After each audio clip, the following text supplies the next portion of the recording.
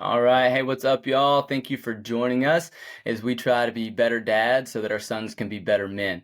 This is at Raising Up Sons. This is episode one. I'm LG, and this is my good friend, Big T. Taylor, how are we doing tonight? We're doing good, man. Episode one. I can't believe it's here. It's only been what, like 6 months into the making, something like Dude, that. this It's podcast stuff, insane. it's not as easy as people think. It's a lot of planning, a lot of scheduling. Yeah, it takes a lot. But before we go any further and before we get crazy, we got to give a quick little shout out to our friend Brittany Young. She's helped us look better and sound better. If you can believe that we looked worse and sounded worse. But this is actually much improved from where we started. So shout out to Brittany. We're excited to be here. And yeah, man. So Taylor, let's let people know a little bit about who we are and what we're about. Let's do it. Yeah. So, I've got a wife. We've been married. Her name is Allison. We've been married for about 15 years now. I've got two boys, Eli, who's 13, and Jack, who's 11. They're both into sports, everything sports, football, Both basketball, ballers. all the stuff. Oh yeah. And then, they're definitely not taking after me because, I'm the slowest person alive. So they are much faster than I am. That's a good thing. It is a good thing. So, and now I'm out here in Colorado Springs. I'm a pastor at a church here called Peak City with my man Petey Kinder. Whoop whoop. So that's what we're doing. And so my focus at Peak City is working with the family ministry, birth through high school, and then also care ministry. Just having a lot of fun out here. So, what about you, Love it, LG? man. Doing big things out there in Colorado. Oh yeah. Yeah, my name's LG, LG Lance, and I have been married to my wife, Michaela, for 6 wonderful years now. We've got two little boys. We're in different stages, Taylor and I. My boys I got one that's about to turn 4 in just a couple of weeks, and another that is 2.5. So, I mean, or 2, sorry. And man, they are a bundle of joy, but man, they're a lot. They're a lot. Oh yeah. So yeah, Mac is one of my favorite people. I like her even more than I like LG. So she's Everyone the does. best. She really is the best favorite person. But yeah, man, my time here in Southern Indiana. I'm a teaching minister at a church at Redemption Christian Church. So shout out to those guys. I mean, if you're listening out there, much appreciated.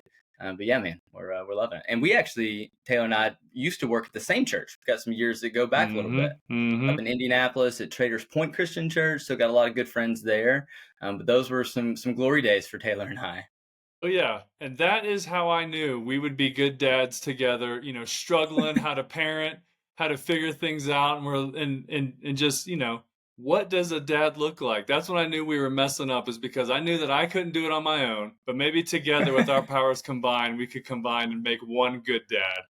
So Right. So go ahead. no, go ahead. I was gonna say, so we used to live together at Barb's house, and it was like 6 to 8 months when we first moved in together. And me and Allison and our two boys, we lived on the main floor, and Barb was just trying to help out, help us get started in our ministry careers. And she's like, "Yeah, your friend LG can live in the basement." And so I just remember coming home. This was pre-Mac, and so I remember Yeah, it's coming still home. bachelor LG. I had no Oh wife, yeah, no kids yet. Yeah, it was a different I time.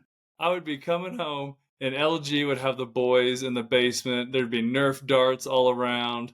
He'd be sword fighting with wrapping paper tubes. And I'm like, man, LG is going to be the best dad ever. And he was. And even my son even my son Eli thought he had two dads because LG was such a That's one of good my dad. favorite stories. So He was literally, probably, go ahead. what grade was he in at this point? I think he was in kindergarten.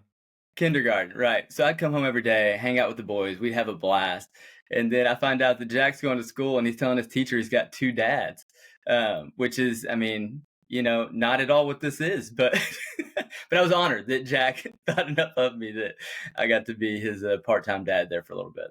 I Oh, it really was the did. best. Getting to be with you guys and your family was it really did taught me a lot about what it looks like to be in a family and to have kids and to raise sons. And Taylor's still doing an awesome job, and so I've been learning from him for a long time. And yeah, that's kind of how we got into this. Is that Mm-hmm. Taylor had been a dad for a little bit, and my boys are still new, and I'm still figuring this out. But we just started talking a lot, um, just about parenting and being a good dad, and how to raise boys in today's world. Because listen, if you're out there and you feel like you are barely holding it together, like you're a dad that has had some fails, made some mistakes, lost your temper, or didn't have all the answers, like you have found a home here with us. This can be like your dad tribe or whatever. Like that's exactly where we were. So the more we talked about it and the more we looked for other resources, there's some really good ones. But there's also like there's a gap out there. Like in a lot of the podcasts that I try to look to, and I'm not gonna tear them down. There's some really good ones out there. But it felt like a lot of them were really aimed more at the moms. It was about talking to them and their world, and how to do all the parenting from that angle. And there wasn't a lot out there that was aimed just at dads, like guys like us that were trying to figure this out and do it right and love Jesus at the same time. And And messing so up all the that's time. yeah, messing up a lot, and hopefully learning from it. And so we're like, the more conversations we had, we thought, there's a world out there where this podcast could really work. And so that's what this is. And we're hoping to learn together. And as we said in the tagline, that we just want to be better dads, so that our boys grow up to be better men than we are. And so, yeah, that's kind of where we're coming from. Yeah, and so I think too, in this episode, I just want to kind of walk through, definitely hit on what's to come, but also like what are we aiming at here? Because the world is telling us, what should a boy look to grow up? Should they emulate? Because there's a lot of toxic masculinity stuff out there, a lot of things Oh, that, yeah. we're dealing with as grown men and our boys are dealing with, as they're young, like around 10 years old. And so that's when they even start to feel the pressure of, all right, what do I have to be when I grow up? What do I have to look like? All these things. And so, what is culture telling us, LG? What do you think the culture is looking like right now when it Yeah, I mean, comes I to think you nailed it. I dads? mean, you Yeah. talked about throwing out like that kind of catchword, toxic masculinity. When you talk about men in today's world, especially in America, the word toxic is immediately what comes to mind. Is Hmm. that men can be loud, they can be abusive, they can take advantage. There's so many, like you can read all the scandals from everywhere, right? That men are kind of the worst is the view of it. I think in today's culture. And so I think boys grow up hearing that stuff and trying to figure out, like, okay, well, I don't want to be the worst, so what am I supposed to be? And culture keeps putting these images out there and showing, like, I mean, you just look at like any sitcom on television. Like, there's not one TV show you can point to where the dad is anything other than a buffoon, or he's drunk all the time, he's constantly getting it wrong, he's getting corrected by Hmm. his wife, he's like not doing it right with his kids. Like, there's no positive role, like male role models out there. And so I think, like, listen, if you tell men that's who they are long enough, they'll live up to that standard. Like, if you tell them they're Hmm. failures for long enough, they'll just become a failure. If you tell them they're, Hmm. stupid long enough, then they'll just settle for being stupid. And we're starting to see that play out more and more in culture. And so I don't, for sure, don't want that for myself. And even more, like, I don't want that for my boys. And so, raising boys in a culture that says that the only way to be successful is to have lots of women, to be, the best athlete, to be strong, to be a jerk, to be loud, to be, all these things. It's like, well, if we don't want that, what are they supposed to be? And so Hmm. that's where you and I and other men, lots of us out there, especially in the church world, are looking like there's a better source for what we're supposed to be than that. And we look to the Bible. I mean, I think that's Hmm. the ultimate standard of, like, I want my son to grow up looking to Jesus for who to be like more than anything else or any other character on TV or in culture today.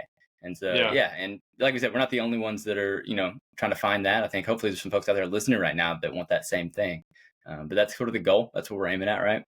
Definitely. Yeah, because you hit the nail on the head when you're talking about culture and TV shows and sitcoms. And the sitcom that I look to when it comes to dads is and it's one of my favorite shows, but it's Modern Family. Because I think it hits all the dad stereotypes, right? So Yeah. it's got Phil, he's like the goofy dad that's always trying to be the best dad for his kids, always messing up with his wife. Yeah. Then you got the main dad. You got Jay. He's the manly man, Hmm. smoking stogies, drinking bourbon, whatever it is. Just tough love. And then you got Cam and Mitch, and they're more of like the feminine side. And so you For think it's sure. got all the things covered. And so when you look to Modern Family, it's like, all right, maybe if I can combine all these things, I would be the perfect dad. And so it's like what we want to do is just try and figure out, well, who is the perfect dad to look to, who is the best one to look to. So what do you think about Modern Family? I watched Modern Family for a long time. I don't keep up with it anymore, but it's a great show, man. I love me some good sitcoms, whether it's Modern Family. I love King of Queens is another great one. Trying to think what else is out there. Some other good sitcom dad shows. You got Oh any yeah. ones? Or what's Everybody Loves Raymond, right? That's another Hmm. good one. Yeah, Definitely just love because all these the dads oldies but goodies. are Yeah. idiots doesn't mean that it's not entertaining to watch. Yeah, for sure, for sure.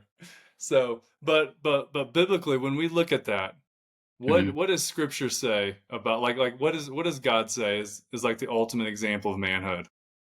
Yeah, I love. There's a verse that comes to mind. I always think of Micah 6:8. When you say, like, God, what do you require of me? Like, what does it look like to be a man to follow after God? And He says, well, it's this: it's to act justly, to love mercy, and to walk humbly with God. And that's what I aim at. That's what I want my boys to get. It's like what it means to live a life that's just and fights for justice. For themselves, for their family, for other people. To love mercy and to be kind to others, show mercy when you can. It's power under control, right? And to walk humbly with God, which is probably the most important thing that I want for my boys. So whatever else you become, whatever else you do, I hope it's a life of walking humbly with God and doing whatever He calls them to. So I think that's kind of the standard of what it means. Like that's what it means to be a man and to be a follower of Christ. Yeah, no, totally agree. Yeah, there's no better example. I love that verse, but then there's no better example of just the ultimate man when you look to Jesus and just how he was tough, how he was loving, how he was kind, just full of wisdom and energy and strength. And so, yeah, the Yeah. Bible has so much good stuff to say about what a man looks like. No doubt, man. And that is literally the gold standard, right? That Jesus came to show us the way. He was the perfect human, which means he was the perfect man. He was tough and merciful and all those good things. And so that's who we want to be. We want to be like him more than anything else. As we do that, and if you're listening, we both work at a church, we're both believers, and that's the ultimate goal for our kids as well.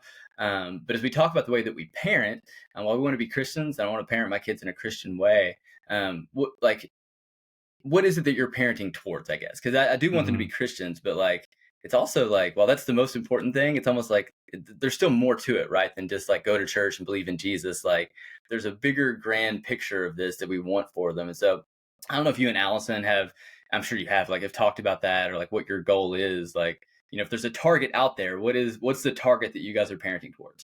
Oh yeah, no, I think that's perfect. One of the things that we think through is we look to John Tyson as well. John Tyson's a pastor, he's an author. He's got so many good things out there on just, If you're looking being for a good resources, dad. John Tyson's, yeah, he's got some good stuff. He's the man. The Intentional Father, right? That's one of them. Oh yeah, Intentional Father Yeah. is a great book. Love it. We're gonna pull a Can't lot of stuff from recommend it that one. enough. Oh yeah. Yeah. And so what he says in there is he's like, you want to picture your kid leaving the house when they move out. And so it's like, what experiences, what skills do you want them to have when they move out? What does that look like? And so from there, you just want to you just want to reverse engineer that mug, and you want to figure out like, all right, how can I help them understand and have all these skills and traits? And so an easy one for me is like, well, I want them to understand like how to fix things in the house, just like a simple example like that. And so I'm bringing in all my friends. Like I got a friend, Kenny. He's a construction worker, and so we got a time plan where we're going to take a trip out to Kenny's house and we're going to help him build a deck. And he's going to teach him how to, use all the power tools and, drive a tractor and things like that. Just all the Yeah. stuff that I don't know how to do. I don't know how to fix anything in the house, but I'm like, my boys are going to know how to fix things in the house, and I'm going to That's learn good. something If Kenny in the teaches then, you process. think he would then come teach me how to do all that stuff? Because I could For use some sure. help with some We'll have to do a podcast on site there. Kenny fixes stuff. It's a great That's right. podcast. But I think that applies to everything. It's like, what do I want them to know about scripture? What Mhm. do I want them to know just about all the skills and traits to have, when they move out, so that way they can be on their own. So, what about you? What do you think about what's your Yeah, goal that man. you're thinking Well, towards? one, I love what you put out there because it's like you get that picture of what they're going to be or what you hope they're going to be in the future. Hmm. And this acknowledging like that won't happen on accident. Like Right. they won't just drift into those kind of men. Like there's going to be some stuff that happens like years and years in advance, starting like right now. So similarly, we think kind of about that end goal, like where I want them to end up, what I want that to look like, and we got ours from another great resource. None of this is original, right? We're all stealing from people. But Andy Stanley, he wrote a book. It's got some years on it now, but it's called Parenting Getting It Right. And so he talks about like what that it is, like the thing that you want to get right more than anything else.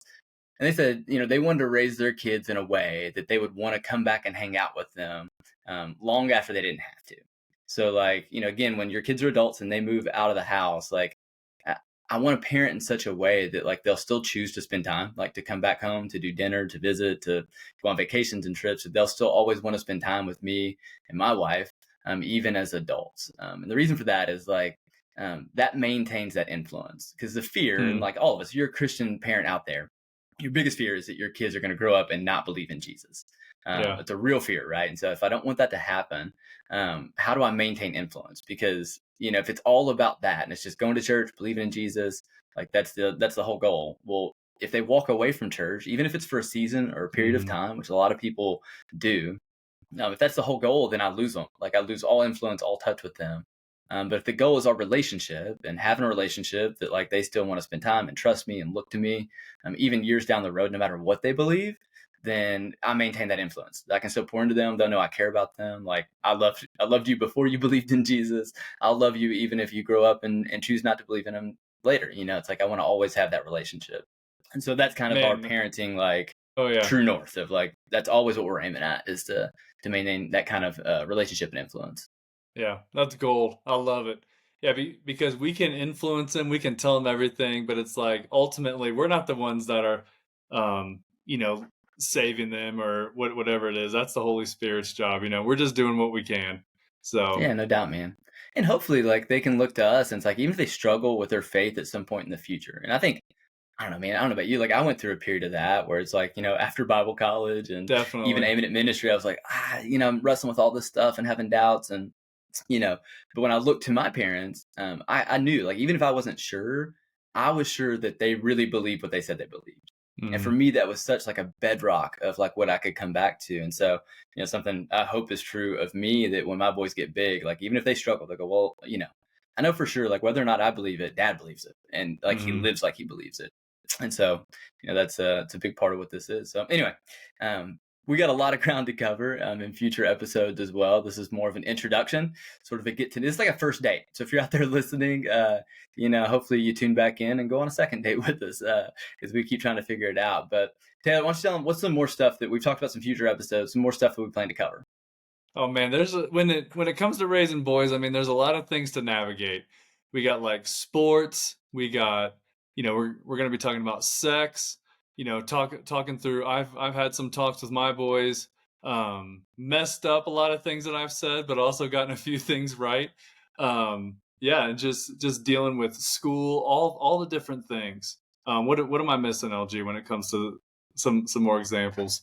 Yeah, man. I think you mentioned technology, I think, and like how to Yeah, navigate all that stuff when it comes out. It's such a big part of our world now. So, I mean, there's a ton that we'll cover in that about phones and when and social media and who even knows. I mean, my kids are, I got a 4-year old who even knows what social media looks like by the time he's in middle school. Like it's it's gonna all be AI and insane. scary stuff. Who knows, man? But we'll cover some of that. Talk about like just roughhouse. I mean, they're boys. They love to roughhouse and Hmm. wrestle. And how much is good? Is it bad? What's that doing to them?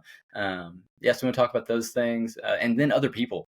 So a huge part of like our Community. families is like even from Indiana to Colorado, that our boys still talk about you guys. We try to get out and see you, and the friends that we allow in our lives have huge influence on our kids. And so, Mhm. choosing those relationships wisely, the people that I want speaking into them and talking to them and just learning from, that's all important. So all future episodes. And then, yeah, for you guys, if you're out there listening, we would love to hear from you. So if you're a dad or a single mom, this doesn't just have to be for dads. If you're a mom out there and you're raising boys, we'd love to hear from you too about things you've experienced, issues you're dealing with, questions you might have. That we can dive into. So the best way to find us is on Instagram. You can find us at Raising Up Sons. So go on and give us a follow on there. You can also share that, pass it around to your friends, let them know. But leave something in the comments. Let us know again what you're talking about with your kids, questions you might have, issues you're tackling, or just say hi to me and Taylor. We'd love that too. Yeah, hope to see y'all next week.